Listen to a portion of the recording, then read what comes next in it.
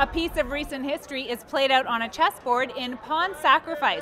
Tobey Maguire is the riveting Bobby Fischer to Liev Schreiber's Boris Spassky in the 1972 World Chess Championships. From the Toronto International Film Festival, this is Red Carpet Diary. So what made this the match of the century? I mean, it's not often that a chess match becomes this high profile. Well, I mean, there were two nations with hundreds of nuclear warheads aimed at one another, and they chose these two unlikely men as the gladiators of the representatives of their separate ideologies. And not only was that the case, but the chess that was played is still to this day revered as the most imaginative, the most creative and accomplished that's ever been done. You know, I was just trying to immerse myself in all the information I could about Bobby Fischer, and you know, he was a complicated guy with you know, a lot of dynamics to him, very complicated, and so just doing my best to take that on. You play Bobby's mother in this. What kind of an influence did she have on his life? I think she may have inculcated in him very young a sense that the world was not safe. That's possible.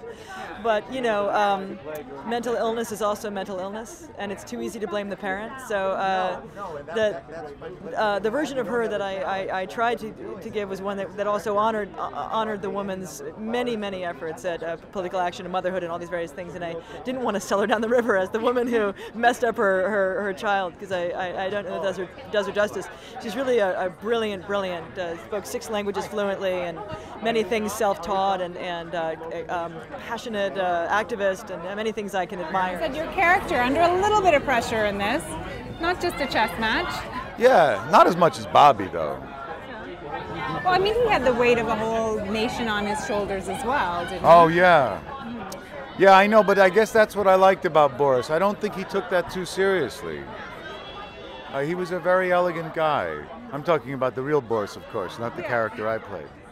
I knew about Boris and the 72 match, and in Game 6, when he applauded Fischer's play, I thought that was a really remarkable character, and I was very moved by that, and so trying to keep that idea close to my heart as we did this script was interesting. You know, this story notwithstanding, but the game itself is not the most interesting thing to maybe shoot. How did you approach it as a director? Well, it was to try to make it the most interesting thing that you've ever seen, and that was my challenge.